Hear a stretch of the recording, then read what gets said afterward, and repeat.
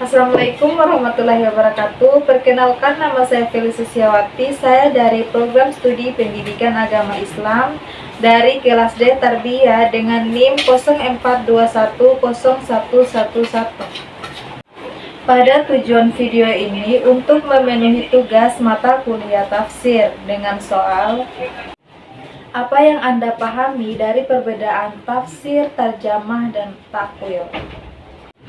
Yang saya pahami dari pengertian tafsir yaitu ilmu yang membahas bagaimana mengucapkan lafaz Al-Quran serta cara mengungkapkan petunjuk, kandungan-kandungan hukum dan ayat-ayat yang mempunyai makna-makna yang terkandung di dalam Al-Quran.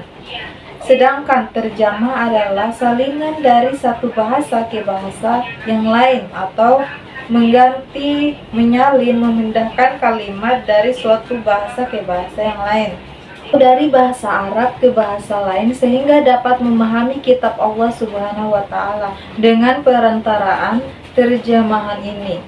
Serta takwil adalah mengembalikan sesuatu pada maksud yang sebenarnya atau memalingkan makna lahir ke makna batin yang masih dapat dikandunginya yang sesuai dengan Al-Quran dan As-Sunnah. Soal kedua, apa yang dimaksud dengan asbabul nuzul dalam Al-Quran serta sebutkan 3 contoh ayat Al-Quran yang memiliki asbabul nuzul.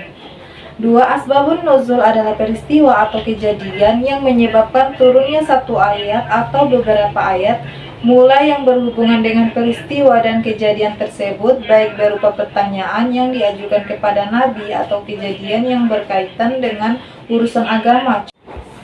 Contoh ayat Al-Quran yang memiliki asbabun nuzul terdapat dalam Al-Quran yaitu 1. Surah Al-Hujurat ayat 10 yang artinya, sesungguhnya orang-orang mukmin itu bersaudara, karena itu damaikanlah antara kedua saudaramu yang berselisih dan bertakwalah kepada Allah agar kamu mendapat rahmat.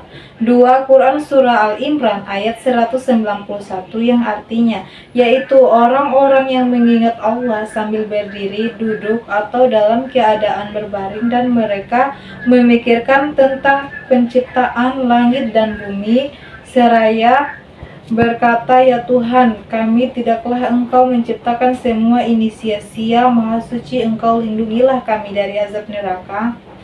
3. Surat Al-Luqman ayat 13 yang artinya, dan ingatlah ketika Luqman berkata kepada anaknya ketika dia memberi pelajaran kepadanya, wahai anakku, janganlah engkau menyekutukan Allah, sesungguhnya mempersekutukan Allah adalah benar-benar kezaliman yang besar. Soal ketiga yaitu apa perbedaan ayat Makkiyah dan Madaniyah serta berikan 3 contoh ayat yang dimaksud. 3. Perbedaan surat Makkiyah dan Madaniyah. Yang pertama, surat Makkiyah diturunkan Allah Subhanahu wa Ta'ala kepada Nabi Muhammad pada periode dakwah di Mekah. Sementara surat Madaniyah adalah surat yang diturunkan Allah Subhanahu wa Ta'ala kepada Nabi Muhammad SAW pada periode dakwah Madinah. Ayat-ayat pada surah Makkiyah dinamakan dengan ayat kisar sebab cenderung pendek-pendek. Sementara ayat-ayat pada surah Madaniyah dinamakan ayat tiwal sebab cenderung panjang. Contoh surat Makkiyah yaitu Quran 1 Surah Al-Mu'minun ayat 82 artinya, mereka berkata, apakah betul apabila kami telah mati dan telah menjadi tanah dan tulang belulang, kami benar-benar akan dibangkitkan kembali. 2. Quran Surah Yasin ayat 79-81 yang artinya, katakanlah Muhammad, yang akan menghidupkannya ialah Allah yang menciptakannya pertama kali, dan dia maha mengetahui tentang segala makhluk, yaitu Allah yang menjadikan api untukmu dari kayu yang hijau, maka seketika itu kamu menyalakan api dari kayu itu, dan bukankah Allah yang menciptakan langit dan bumi mampu menciptakan kembali yang serupa itu jasad mereka yang sudah hancur itu benar, dan dia maha pencipta, maha mengetahui.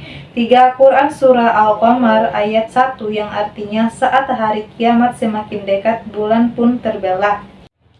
Kemudian Contoh surat Madaniyah yaitu Quran Surah An-Nisa ayat 1 yang artinya, wahai manusia, bertakwalah kepada Tuhanmu yang telah menciptakan kamu dari diri yang satu Adam, dan Allah menciptakan pasangannya Hawa dari dirinya dan dari keduanya. Allah memperkembangi akan laki-laki dan perempuan yang banyak bertakwa kepada Allah, yang dengan namanya kamu saling meminta dan peliharalah hubungan kekeluargaan. Sesungguhnya Allah selalu menjaga dan mengawasimu.